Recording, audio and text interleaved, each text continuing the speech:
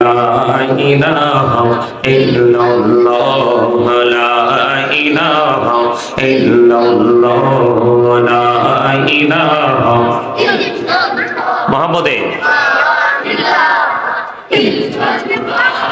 لا إله إلا الله لا إله إلا الله এই কত সুন্দরী মদিনা কেমনে যাব জানি না এই রে দয়া করো দয়াল আল্লাহ দয়া করো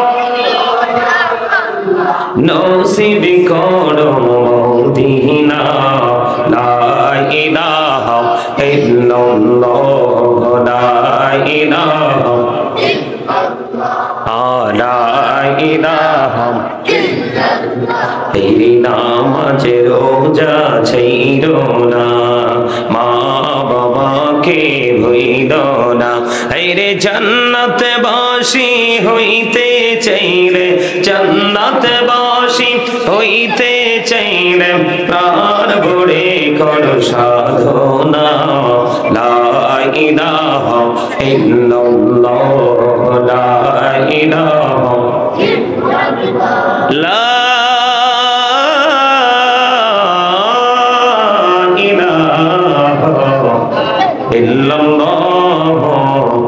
মুহাম্মাদুর রাসূলুল্লাহ সাল্লাল্লাহু আলাইহি ওয়াসাল্লাম লা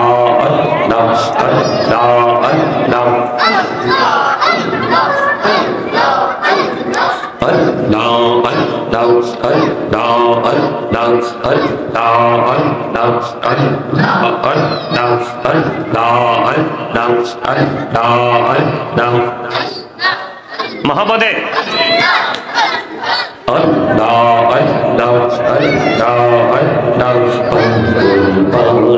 মনটা শুধু খুঁজে দিবানিসি কেমন করে বলবো গো দয়াল কেমন করে বলবো গো দয়াল তোমায় ভালোবাসি আল্লাহ আল্লাহ আল্লাহ আল্লাহ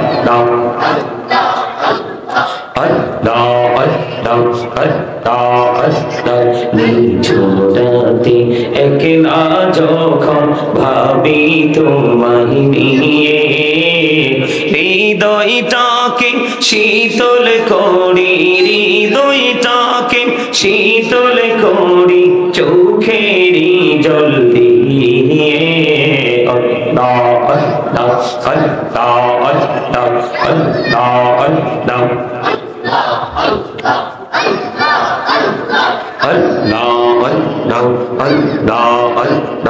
আল্লাহ আল্লাহ এই পৃথিবী বড়ই নিঠুর নেই তো ভালোবাসা আওয়ালা খেরে পাবো গো তোমায় আওয়ালা খেরে পাবো গো তোমায় এই তো মনে আশা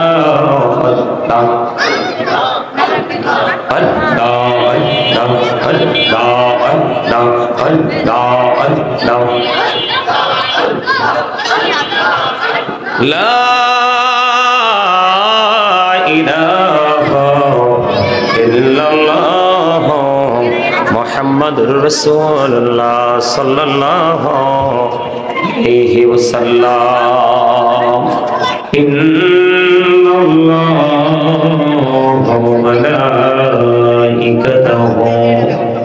ইউসাল্লুনা আলান নবী ইয়া আইয়ুহাল্লাযীনা আমানু সাল্লু আলাইহি ওয়া সাল্লিমু তাসলিমা আল্লাহুম্মা সাল্লি আলা মুহাম্মাদে মুহাম্মদ ওয়া আলা আলি সাইয়্যিদিনা মুহাম্মদ আল্লাহুম্মা সাল্লি আলা মাওলানা মুহাম্মদ ওয়া আলা আলি সাইয়্যিদিনা মাওলানা মুহাম্মদ লাখ কোটি সালাম জানাই আমার নূরে নবীজির কদমে লক্ষ কোটি। কিছু লাগবে না, কিছু লাগবে না, লাগবে না।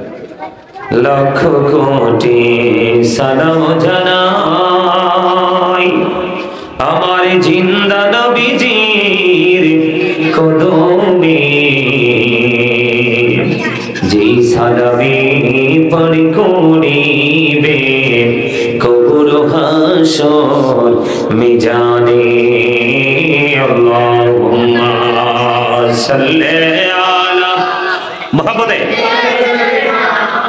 মাওলানা মুহাম্মদ ওয়া আলা আলি সাইয়্যিদিনা মুহাম্মদ। উপস্থিত সম্মানিত উলামায়ে কেরাম, আমন্ত্রিত অতিথিবৃন্দ, দাড়িপাকা আমার মুরব্বী বাবারা, যুবক ভাইরা, পর্দার অন্তরালে রয়েছেন আমার মা বোনেরা, বিশেষ করে আজকে জালকুড়ি দক্ষিণ পাড়া যুব কিশোর সংগঠনের উদ্যোগে কবরবাসীদের রুহের মাগফিরাত উপলক্ষে 15তম বার্ষিক ওয়াজ দোয়ার মাহফিলের আয়োজন করা হয়েছে। আজকে যারা টাকা দিয়ে, পয়সা দিয়ে, অর্থ দিয়ে, বুদ্ধি দিয়ে, শ্রম দিয়ে, সার্বিক সহযোগিতার মাধ্যমে আজকের এই জান্নাতের বাগান সাজিয়েছেন, সকলের প্রতি আমার আন্তরিক সালাম। আসসালামু আলাইকুম ওয়া রাহমাতুল্লাহি ওয়া বারাকাতুহু। আপনারা কি মাহফিলে আসতে পেরে, বসতে পেরে খুশি না? সবাই সবাই খুশি? আপনি যদি মনে করেন আই এম এ হিরো, আপনি যদি মনে করেন যে আপনি একজন বিগ পারসন, তাহলে কিন্তু আপনার এখানে বসে কোনো লাভ। আপনি যদি এখানে নিজেকে জিরো মনে করে বসতে পারেন, তাহলে আপনি এখান থেকে নিতে পারবেন, কিছু নিয়ে যেতে পারবেন। আর এটাও বলে রাখি, আজকে আমি অনেকগুলো বিষয়ের উপরে টাচ দিব, ছোট্ট ছোট্ট টপিকস আকারে কথা বলবো। কি আকারে? টপিকস আকারে কথা বলবো আপনাদের সামনে। আমার এতগুলো কথা যেমনি সত্য, তেমনি আরেকটা কত সত্য। আজকের ওয়াজ থেকে কিন্তু যেই কোনো লোক শিক্ষা নিতে পারবে না। যারা সেন্স এবিলিটি সম্পূর্ণ পারসন, তার মানে বিবেকবান, তারা এখান থেকে শিক্ষা নিতে পারবে।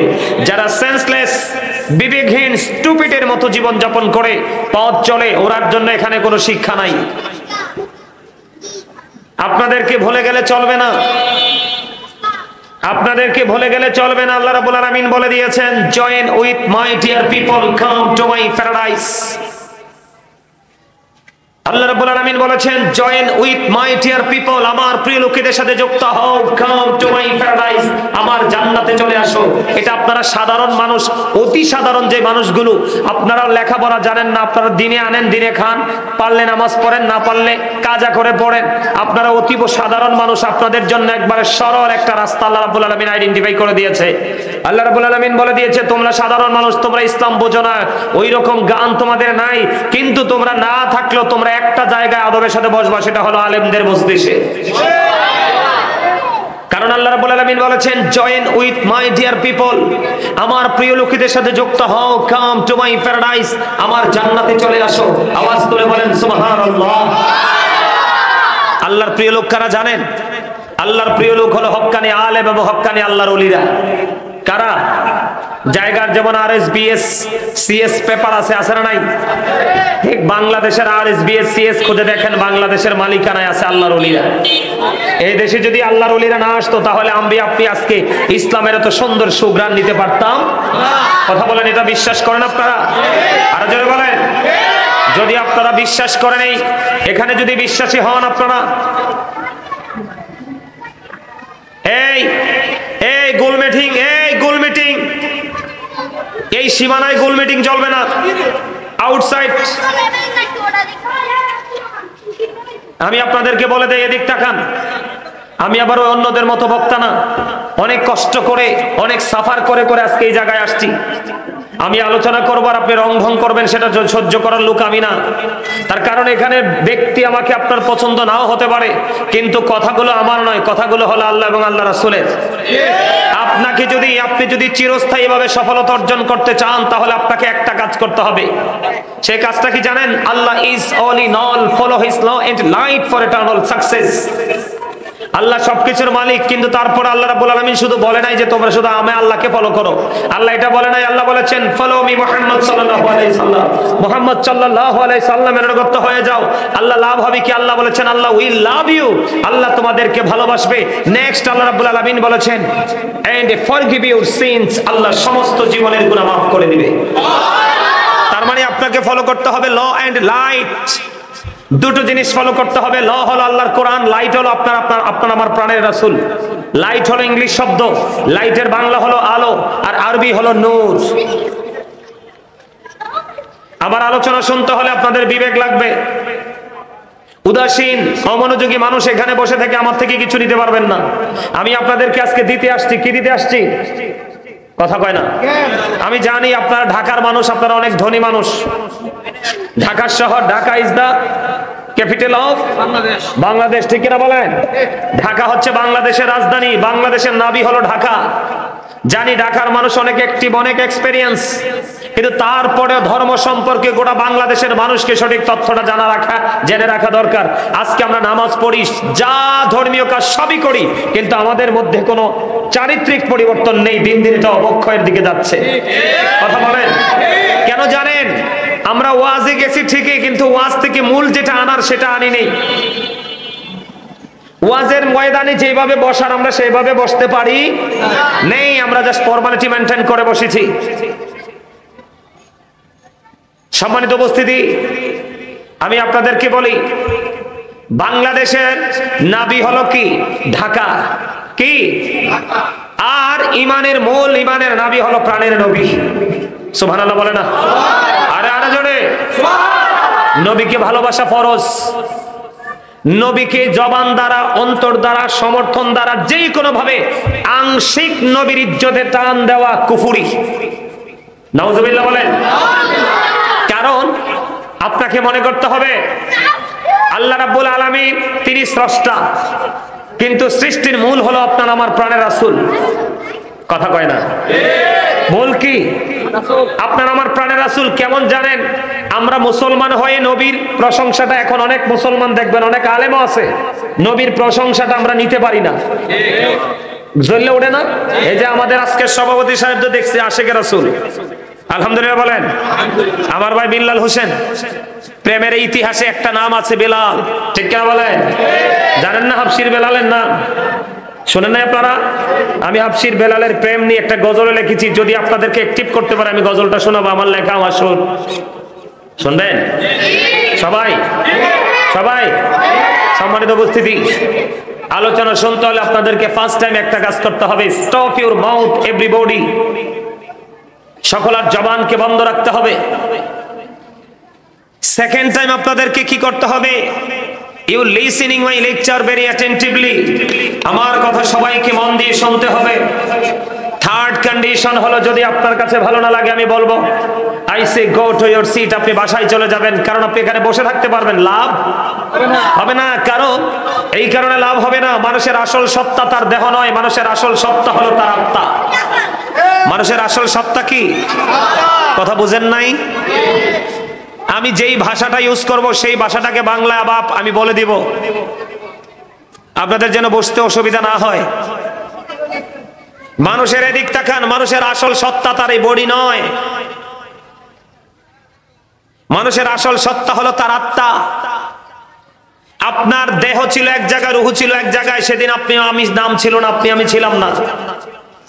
যখন ওই আলমে আরোহা রুহের জগৎ থেকে রুহুটা যখন দেহের মধ্যে এসে ঢুকলো, মায়ের উদর থেকে আসলাম, তখনই আপনি আমি মানুষ। আবার একদিন আপনার আমার মধ্য থেকে অচিন পাখি চলে যাবে, যেই পাখি আসতে ওকে দেখিনি, যাইতে ওকেও দেখবো না। যেদিন এই অচিন পাখি চলে যাবে সেদিনও আপনি আমি নাই। I am a dead, you are dead. কথা বলেন না কেন? এদিক তাকান। আমরা সবাই শুনছি ডেড বডি, কিন্তু জীবনে কোনোদিন কি ডেড সোল বলতে শুনেছি আমরা? কথা বলেন। ডেড সোল মানে হলো, ইংলিশে বলেছি এটাকে বলা হয় রূহ, বাংলাতে বলা হয় আত্মা। দেহের মরণ আছে, আত্মার মরণ নেই। আপনার আমার সাথে ওপারে যাওয়ার পরে যা হবে সব আত্মাকে ঘিরে হবে, হাত পা সব, এই জবান টবান সব বন্ধ হয়ে যাবে। কথা বলেন। এখন ওপারে যাওয়ার বাজার করতে হবে নি? করতে হবে। আমাকে আজকে অনেকগুলো বিষয় দিয়েছে, প্রায় 8টা বিষয় দেওয়া হয়েছে আমাকে। কয়টা বিষয়? 8টা বিষয়ের উপরে আজকে আমি আলোচনা করব। এখানে আসার পরে আমাকে দিছে হুজুর এই বিষয়গুলোর উপরে আলোচনা করবেন, তাইলে তো আলোচনা লম্বা করা যাবে না। আমি ছোট্ট ছোট্ট টপিকস আকারে আলোচনা করব, ছোট্ট ছোট্ট করে মূল জায়গাগুলো তুলে ধরবো আপনাদের সামনে। তবে আমি আবারও বলছি, আপনাদের মনোযোগ চাই। কি চাই? আপনারা মরবেননি, আপনি আমি আমরা সবাই মৃত্যুবরণ করবনি। তো যদি মৃত্যুর ভয় থাকে, মৃত্যুবরণ করতে হবে এটা বিশ্বাস করেন, তাহলে আমি সবাইকে বিনীতভাবে অনুরোধ করব, আজকে কেউ ঘরে থাকবেন না, সবাই চলে আসবেন জান্নাতের বাগানে। কারণ এমনও হতে পারে আজকের এই আলোচনাটা আপনার জীবনের লাইফ স্টাইলটাকে চেঞ্জ করতে পারে। পারে কি পারে না? আর যদি বলেন পারে কি পারে না? আসার সিরিয়াল আছে, যাওয়ার কোন সিরিয়াল নাই। আসে সবাই সিরিয়াল মেনটেন করে, দাদা, দাদার পরে বাবা, বাবার পরে ছেলে, ছেলের পরে নাতি, কিন্তু যাওয়ার কোন সিরিয়াল নেই। আছে? শুধু আমি আপনাদেরকে শুরু থেকে এইটুকু বলবো, আমি যে আজকে হেডলাইন দিয়েছি আলোচনা, ইয়া আইয়ুহাল্লাযীনা আমানু কু আনফুসাকুম ওয়া আহলিকুম নার। আল্লাহ রাব্বুল আলামিন বলেছেন, O believers, save yourself and your families from the fire. আল্লাহ রাব্বুল আলামিন ঈমানদারকে ডেকে বলেছেন, তুমি জাহান্নাম থেকে বাঁচো এবং তোমার পরিবারকেও জাহান্নাম থেকে বাঁচাও। আওয়াজ তুলে বলেন সুবহানাল্লাহ। আর জোরে বলেন সুবহানাল্লাহ। এবার একটু ভালো লাগতেছে না? আওয়াজটা একটু সুন্দর হয়েছে না? আপনারা সুবহানাল্লাহ, আলহামদুলিল্লাহ, আল্লাহু আকবার, লা ইলাহা এগুলো বলতে কৃপণতা করবেন না, উচ্চ আওয়াজে বলবেন। কেন জানেন? আমরা সবাই রাতের বেলায় জান্নাতের বাগানে আসছি। এই জান্নাতের বাগানে রাতের ডিনার হলো এই জিকির। আমার কথা আপনারা বুঝেন? স্পষ্ট বুঝেন? আমরা রাতে আসছি মাহফিলে, কখন? আল্লাহ রাসূলের হাদিস থেকে প্রমাণিত, জান্নাতের বাগানে যে মেহমানগুলো আসে তাদের রাতের ডিনার হলো সুবহানাল্লাহ, আলহামদুলিল্লাহ, আল্লাহু আকবার, লা ইলাহা ইল্লাল্লাহ। আর জোরে। তার মানে আমরা জান্নাতের মেহমান, আমাদের খাবার আছে জান্নাতের বাগানে। তবে এই খাবারটা আমরা দেহকে দিতে পারবো না, এই খাবারটা রুহের। কিসের? মুমিন প্রতিদিন 2 ধরনের খাবার জোগাড় করতে হবে। প্রত্যেকটা পার্সন ডবল পার্সন, প্রত্যেকটা মানুষ ডবল। আপনার দেহ একটা, আত্মা একটা, আমারও দেহ একটা, আত্মা একটা। আপনি পৃথিবীর যেই কোনো জায়গা বিচরণ করবেন, সেখান থেকে আপনি দুনিয়ার খাবার পাবেন। কিসের খাবার পাবেন? দুনিয়ার খাবার পাবেন। কিন্তু যখন মসজিদে যাবেন, মাহফিলে যাবেন, এই জান্নাতের বাগানে যাবেন, যা পাবেন সব রুহের খাবার। দেহের খাবার থেকে এই দুনিয়াতে দেহের শান্তি মিলে, আর আপনি যদি রুহের খাবার জোগাড় করতে পারেন, আপনি ইন্তেকাল করার পর আপনার রুহের শান্তি মিলবে। আজকে আমি আপনাদের সামনে সেই বিষয়গুলো নিয়ে আলোচনা করব। আবারও বলছি, আপনারা মন দিয়ে আলোচনা শুনবেন। আবারও বলছি, আজকের ওয়াজ থেকে সবাই শিক্ষা নেবে না।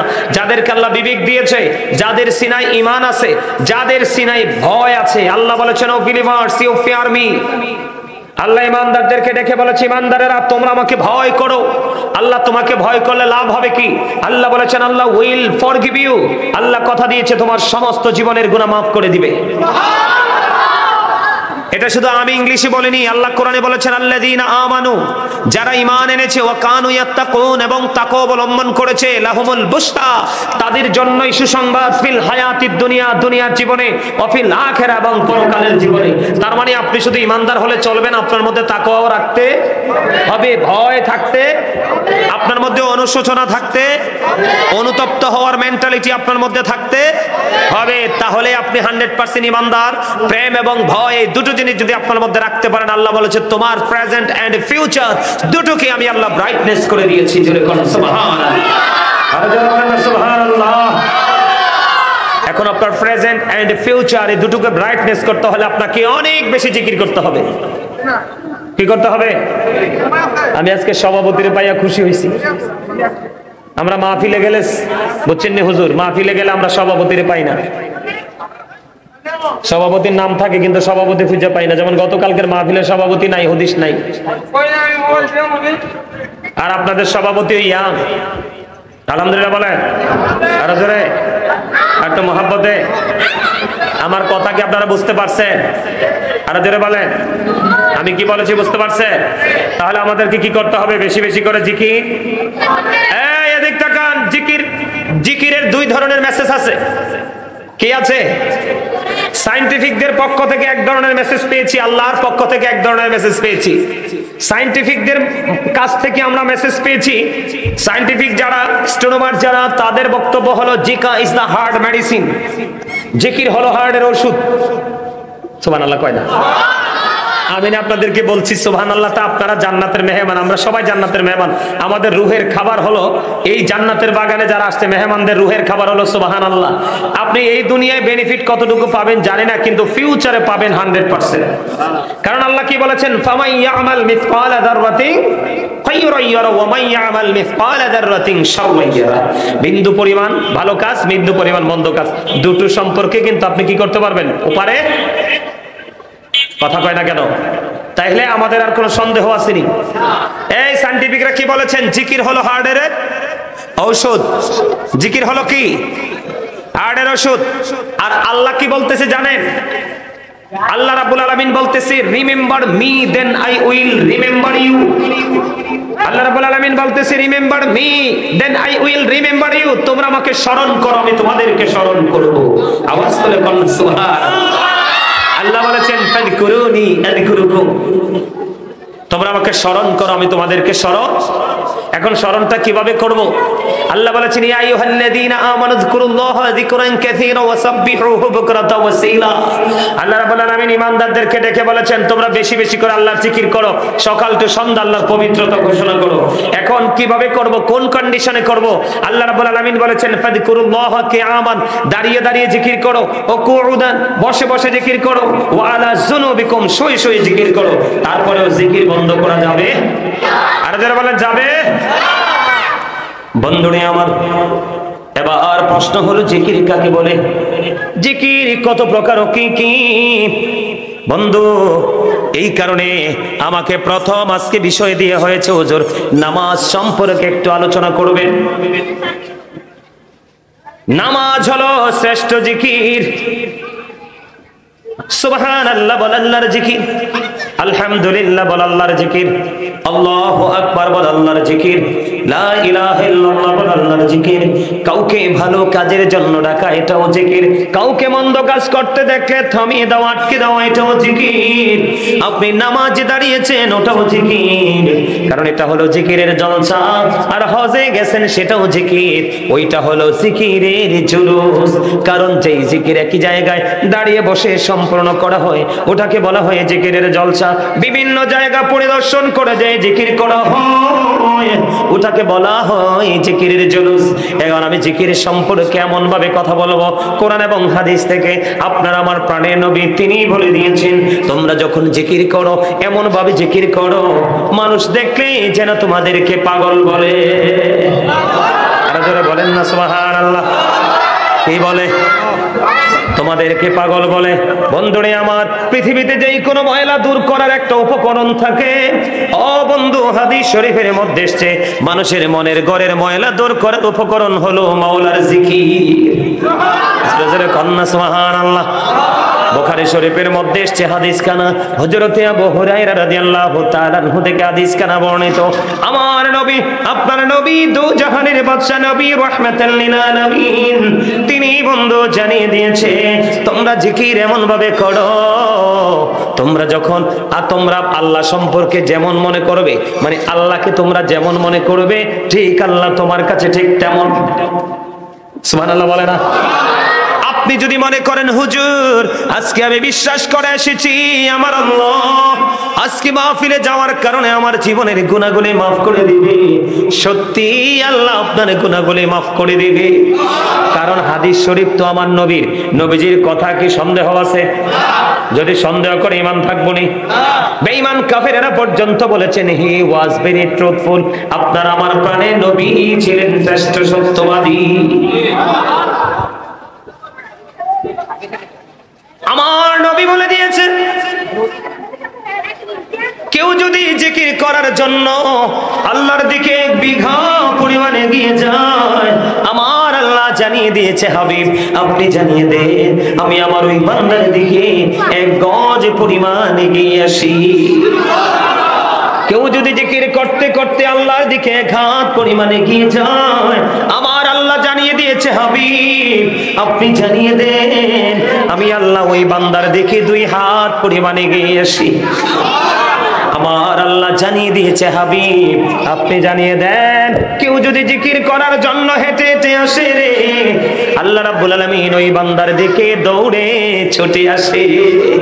জোরে জোরে বলেন না সুবহানাল্লাহ। আমার আল্লাহর বলে দিয়েছে হাবিব আপনি জানিয়ে দেন, ও আমার হাবিব আপনি জানিয়ে দেন আমরা আজকে নরমাল জলসায় বসেছি, ঠিক কিনা বলেন? এখানে ধুলাবালি আছে কিনা? একেবারে নরমাল বিছানায় বসেছি, কিন্তু বসেছি তো মাওলার জিকির করার জন্য। আমার আপনার প্রাণের নবী জানিয়ে দিয়েছে আপনি যদি কোনো নরমাল জলসায় বসে মাওলার জিকির করে, আমরা জিকির করি, আল্লাহ তার চাইতে উত্তম জলসায় আল্লাহ আল্লাহর বান্দার জিকির করে। জোরে জোরে বলুন না সুবহানাল্লাহ। তাহলে কি নামাজ একটা জিকির কিনা? নামাজ পড়লে কি লাভ? নামাজকে মূল্যায়ন করলে কি লাভ? আমি বলি বন্ধু, এটা শীতের দিন চলে যাচ্ছে, যায় যায় অবস্থা, ঠিক কিনা বলে? এখনই কিন্তু গাছের পাতা ঝরা শুরু হয়েছে। হযরত আবু যর রাদিয়াল্লাহু তাআলা আনহু থেকে হাদিস কানা বর্ণিত, আমার নবী আপনার নবী দু জাহানের বাদশা নবী রাহমাতাল লিল আলামিন তিনি জানিয়ে দিলেন, হাদিস শরীফের মধ্যে এসেছে আমার আপনার প্রাণের নবী শীতের দিনে বন্ধু বের হলো, বের হওয়ার পরে গাছের দিকে চাইয়া দেখলেন গাছের ডালাগুলো বিরামহীন ভাবে ঝরে ঝরে পড়ছে। আমার নবীজি ডাল 2টা ধরলেন, ধরার পরে আবু যরকে ডাক দিলেন, আবু যর উত্তর দিলেন লাব্বাইকা ইয়া রাসূলুল্লাহ। আবু যর উত্তর দিলেন আমি হাজির গো নবী।